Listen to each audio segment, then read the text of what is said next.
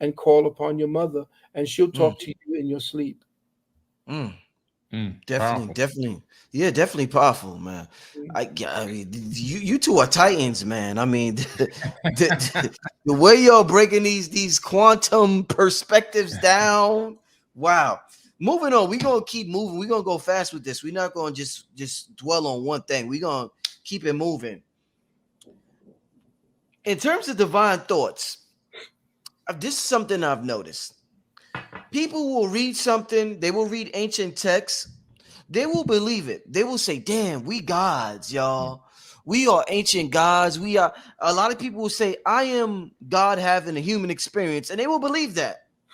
But when it comes time to using that thought to imagine something in a human event, like let's say, since I'm God having a human experience, I'm Brother Rich, I'm going to have 100,000 viewers watching my show. They can't do that. They won't do that. It won't penetrate human events. They believe it in some type of ambiguous, I don't know if that's the right word, but some type of multi-dimensional way of thinking. They believe, they know I am God in a multi-dimensional way of thinking. But when it comes time to human events, I'm God, so I could do this. I'm God, so I could do that. I'm divine, so I'm going to have the most magnificent child or the magnificent wife. They don't believe that. It ends there. It stops there. It stops there. So talk to me about us tapping into that God frequency, but when we use the technology of imagination, we don't use that. We can't use it. There's a blockage that occurs when we try to use that technology to use it for human events. You got to explain this to me. Wow, another great question, but you hit it on the head, man. Thank you, brother. Thank you. One thing is when a person hears the knowledge and the wisdom, they get that gnosis and that understanding, and then they begin to, oh wow, I believe I'm God walking in the flesh. I'm a fractal of that power. The same divine spark that created everything that exists in the entire universe is in every atom inside of my body, thereby meaning that power is imbued inside of me. How do I tap into it? And so they begin to hear the teachings and hear the knowledge and read. I'm losing my God power now. Thought by thought, by thought, by thought, by thought, by word, my God power is now shrinking. And so another thing that happens is if you don't check yourself, you stay in that frequency for the rest of the day, maybe even longer than that. And everywhere you go, everything is now manifesting darkness. So you're attracting darkness, low vibrational stuff. One problem turns into 10 problems. 10 problems turn into 100 problems. Things you didn't even perceive were going to come and hit you. Boom, here they come. You have to be able to check yourself. I stopped myself and said, wait a minute, hold on. Hold on a second. Let me check myself. This waitress could be having a bad day. The cook could be having a bad day. The dishwasher could be having a bad day. My life is great. So at the end of the day, I can always get up and go somewhere else and have me another fresh meal somewhere else. At the end of the day, my life is great. I'm happy. I'm healthy. I'm safe. Matter of fact, I left a full tip. I got up and I walked out of there in a gratitude mindset. And guess what? As soon as I left out of there, I got a phone call about a business thing I was working on, and it all closed and went through. I had actually didn't even think about that deal anymore because it sounded like it wasn't going to happen. The people were talking about, well, we got to talk more about this and that, whatever. I get the phone call. I'm on the way home. So it's a done deal. I'm like, oh my God, this is too easy. So it's all about the mindset and getting in that right frame of mind. And those are the things you're walking in. You're walking in that high frequency. And when you're walking in that, that's what walking in your God power is and commanding things into existence. It has nothing to do with walking around thinking, man, I'm going to create this thing. This has to happen for me because I'm a God. That's not the right mindset. It's all about practicing the finer details of the things that make you a God, a true God. And when you practice that stuff, then the other stuff is a side effect. The abundance is a side effect. Manifestations are all a side effect of you walking in that consciousness. Excellent, excellent. I want to take it from the point where ego essentially steps in. At our school, we talk about ego, and we use it very sparingly because it becomes an entity unto itself. We no longer say that we do not say that this is us. We change the word ego to the the adverse use of free will. Mm. Free will was actually what we exude in every act that we deal with, however we wish to behave, whatever it is that we wish to do, and so forth. So, what we say, instead of saying ego so that it becomes almost like a curse or something that you're afflicted with, like a virus, we say that when you examine yourself and you begin to understand how you're thinking and how you apply your free will to the behavior patterns that you are dealing with at this point. Like you said at the Mm. restaurant, you did an excellent job by seeing, instead of you yelling and screaming, what you did was you took into consideration that they were trying to take your power, that your Mm. Mhm. power was being etched away from you, and you could almost feel it like a lack, the way Mm. alcohol takes away your discernment and so forth. Mhm. So what you did was essentially, instead of your free will, because you had the will to choose and yell and scream and so forth, you took that moment to use your free will towards making that point an empowering point. What did Mm. you find out about yourself? That you're greater than any moment that Mm. could attack you. You're greater than any moment that you feel could subsume that power that you know you exist and you did not commit. That moment was trying to be your kryptonite. Yeah. Mm. For That's real. exact. Yeah. It was trying Yeah. to be your kryptonite, but then you Yeah. said no because whatever that is not stronger than I am. Mm. You Oh see. Yeah. man. So what Powerful. you are dealing with at this particular time is, how do you exercise free will so that you free yourself from whatever will challenge you? Mm-hmm. Mm. You see. I like that. I'm, Mhm. I'm Yeah. I'm glad, Dr. Valentine. I'm not just, and I want the people to understand this. I'm not just here talking to get views. I'm learning as I'm asking questions, and that's the reasons why I come with the questions that I ask is to learn. Great questions, by the way. Thank you, Yeah. thank you, thank you, Phenomenal. thank you. Phenomenal. I want to say this before I ask the next one. Mhm. I just learned from that question I asked. I'm gonna tell you something. I believe I got a test. You talked to Dr. Valentine about getting tested, and I don't think I passed the other day. I'm not gonna say what it was, but I kind of didn't pass. So I'm gonna use Billy example. Billy, I'm gonna learn from you. Mm. And next time I get presented with something like that, I'm gonna redirect my perspective and my outlook on it, and I'm gonna try to pass it and I look at it from an ego perspective. Yeah. So yeah, I'm glad that you said that, Billy, and I'm glad that Dr. Valentine gave the response he gave, and I'm look forward to learning from that, and I know everybody else is as well. Mm. But I'm gonna look forward to learning from everything that happens to me in my life Mm. and pass every test. Phenomenal. And, Phenomenal. with that being said, the next question, one of the biggest issues that we face in the world today is childhood trauma or past trauma. And Mm. one of the things about past trauma or childhood trauma is that the people will tell you you can't change it. Leave it alone. You got to move on. You Mm. can't change it. What I want to do tonight is I want to approach it from a quantum perspective, as we've been doing with the whole show. That's what make the whole show great. So we're approaching childhood trauma or past trauma from a quantum perspective. Mhm. So if you view it from a quantum perspective, you understand that if I got a flat tire when it happened, I may be sad, but 10 days later, I may look at it and laugh. Mhm. So if I look at it and laugh 10 days later, I'm no longer viewing the past as something bad. It no longer has a hold on me because Mhm. in the future, I looked at it as some past. Now, in the future, I could also look at it as a devastating event that triggered more bad things that happened to me. So in that future event, I could look at it from two perspectives, as a laughable event or as Mhm. something that was a trigger for just a snowball effect for Mm. bad things that continue to happen to me. So Right. those two perspectives in the future could change that past, but they tell Mhm. us you can't change that past. But if Right. I view it from a different perspective, it impacts the future or the present in a different matter. So Mhm. talk to me about viewing the past in a quantum way and changing this perspective in the past. And I want to use this example. Let's say, it maybe sound ridiculous to you, but I want to use this example. Let's say Michael Jackson, Joe Jackson abused him. Let's Mhm. say Michael, when he got older, and he said, damn, I got abused. And instead of saying I got abused, Michael said, listen, that was an extreme preparation to be one of the greatest souls that ever walked the face of the earth, which he is. People, Pat, Michael was one of the, Michael Jackson?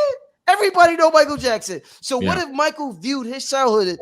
It was extreme, but it had to prepare me for an extreme future because I was going to be an extreme deity to exist on this earth. So talk to me about changing the past with your current perspective, which they say we can't because the past is concrete.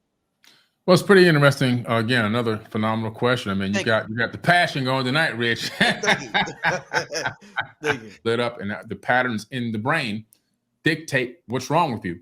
He saw a trauma pattern. He said, but in my case, I developed something called PTG, where most people develop PTSD. I said, well, what's PTG? He said, I developed something called post-traumatic growth. And so what happened was, where a lot of people, those things happen to them, and they always look back on them and reflect on them and let them eat them up on the inside. I look back on those things, but I let them motivate me to be better, to do better, to find better ways, to learn how to play and navigate through the matrix, to find other ways to maneuver and take care of myself and my family in better ways, and to not never be in that situation again. And so it's two different perspectives and two different ways of seeing the problem that happened in the past. I analyze it from a perspective, how can this make me better? They analyze it from a perspective as, this is my life and I succumb to it. Right. And this is going to control me until the day that I die. And so their cellular memory and their conscious memory are all fighting in the ancient times of their own past. And they have become a prisoner of the past. And to fix that problem, you need to do the shadow work. You have to begin to work on yourself. You got to spend time doing the things that help you to free yourself from that mental prison and that cellular prison. And a lot of them will be considered biohacking in some ways. A lot of meditation, self-help books, psychotherapists. People are afraid to go see psychotherapists and so forth. I'm not afraid. Go see a psychotherapist. Brain training through NeuroOptimal. This is a phenomenal way to help the mind. Do trauma release exercises. There's trauma release exercises. We taught one in the workshop we just did from a licensed trauma release specialist that was created by an MD, a real doctor. All these things you can begin to work on yourself and try to work the trauma out of your body, and then start focusing on a better future for yourself. One thing that I did, again, another thing, just subconsciously, my book, Woke Doesn't Mean Broke. I dedicated that book to my father. He was an alcoholic, a drug addict. He died, about 5 years ago now as a result of a police beating. But why would I dedicate a book to him? Well, he's the one who forced me to start doing book reports at an early age. So without him forcing me to do those book reports, I might not have become as astute as I did and have retention of information as I did, starting from a very young age, which allowed me to become the person that I am today. Whereas another person would have said, man, that guy was just a drunk and an alcoholic, was a bum. He never came home. He had babies out on the street and blah, blah, blah, blah, blah. I couldn't stand him. Hey, he was suffering with a certain level of depression. His mother died when he was 16. His dad left the house when he was 5, said he was going out for a pack of cigarettes and never came home. So he ended up getting very depressed and turned to drugs and alcohol. I had to have the understanding for that. I had to have the compassion and the empathy for that. So instead of letting that past traumatic experiences of growing up in that condition, in that situation, destroy me and tear me down, I took another step even above. Let me dedicate this book to my dad. My other book I dedicated to my mom, because she's the first person that told me about she didn't call them aliens. She called them advanced beings visiting Earth. She told me that in 1978. All right, 1978. She told me to go to Peru. That's why when I went to Peru, which is a big part of that book, I dedicated that book to my mom, because before aliens was on TV, before UFOs and all this other stuff was on TV, we had 4 channels back then, and mostly it was just news. And at 12 o'clock midnight, you got the white snow. It wasn't nothing to watch. And she told me about this, and so she had some type of foreknowledge or whatever. But again, she allowed us to grow up in those conditions. I could have hated her. I could have been angry at her. So you have to rise above your prior self. You have to rise above the things that have tried to hold you back and keep you down and put you in situations that you think, this is why my life is this way, and this is why my life, that puts you in the mindset of victimhood. that victimhood mindset. They did this to me, and this is why I'm like this, and they did that, and the man is holding me back and all. That's all victimhood. You got to get out of the victimhood mindset. You got to shift your mind into growth mindset. Okay, this happened here. This was bad. Work on myself. Try to fix myself. The second thing is forgive yourself. Don't wait on some outside source to come and forgive you. You forgive yourself. You forgive others. And then you bless them. You bless yourself. And then you move on and grow from that and figure out what good things can you take out of the situation, if any. What can I use to build and grow on that? And you focus on the good things and leave the past in the past. Excellent. Excellent. I think that each one of us who have been cast upon the path, and like yourself, if you look at all the superhero stories, each one of them had trauma before it released their powers to them. And the trauma, or the crucible as I call it, which is what you suffered through, I did to myself. My grandfather was very abusive. For punishment, I had to kneel on a broomstick, if you understand what that's about. Things of that nature. Back in those days, they didn't know anything, because when I heard from my mother when I was coming up, because I had to leave to my family's in Trinidad, and so what I found out from my mother, who told me, because she was the griot of the family, she told me that my grandfather used to be tied to the bed by his father, and was not allowed to eat if he said or did the wrong thing, that type of thing. So trauma gets handed down. But the one thing that we have to understand is that the trauma is calculated and cataloged in the thought. That trauma is either a crucible that releases the superhero or creates the supervillain. And we have to choose at that point the higher part of ourselves, because 9 times out of 10, when we signed that contract to come back into the avatar, so that we become the feedback mechanism to God itself, so that God knows essentially itself through our feedback, which is through our emotional feedback, that relay system that we've become to that intelligence that's above us. When we are feeding back our experiences, we have a choice, and that's the thing that the Most High doesn't have. The Most High has to stay the Most High. But when the Most High becomes us, we deal with choices. And those experiences that we beam back to the Most High is based upon what it is we choose to become when the crucible hits us. Your crucible made you who you are, Billy. And Billy, I look at you and I look at your eyes, focus into your eyes, and you'll see that you have what is known as the lower sampaku. It means that the sclera beneath your eyes, beneath your pupils, are white underneath. That's the sign of a sage. Wow. Because what is happening is your so-called third eye, which we call the first eye, is pulling the dual eyes up towards the pyramid is there in your forehead, and the 2 eyes are the base of the pyramid. And so you see things from a very high spiritual perspective. You are destined to be that, you see. And so when we learn that thought is the calculus for what we become, and when we learn that our thoughts carry the pain, when we understand and understand that when those thoughts become our what we call our petty tyrant, the petty tyrant that's spoken about in Don Juan, that petty tyrant whips the hell out of us, beats us down, but then it either crushes that coal into a diamond, or it crushes it into the powder, and you essentially become this diffused serial killer, or somebody who's blaming everybody else for your trauma. You see. So I know that once you understand that your thoughts can be your teacher or your tyrant, it depends on the choices that you make when you are thinking the thoughts about that trauma. You see, the society wants you to continue to feel traumatic about your own experiences. That's why they create these psychologists and psychiatrists. They want to hear more about it. Keep bringing your pain out. That means that you're going to face it. No, sometimes the brain is created in such a way to make sure that you don't have to deal with that and you can go on with your life. But most people don't know how to do that. They'll go to religion or they go to a philosophy and so forth. They're diverting themselves from fixing that issue within themselves. It only grows. It only, whatever it is that you do not do to address it directly, it uses whatever you think that you're going to use to do it as a feed to grow bigger, and comes back to you much more concentrated and much more deadly.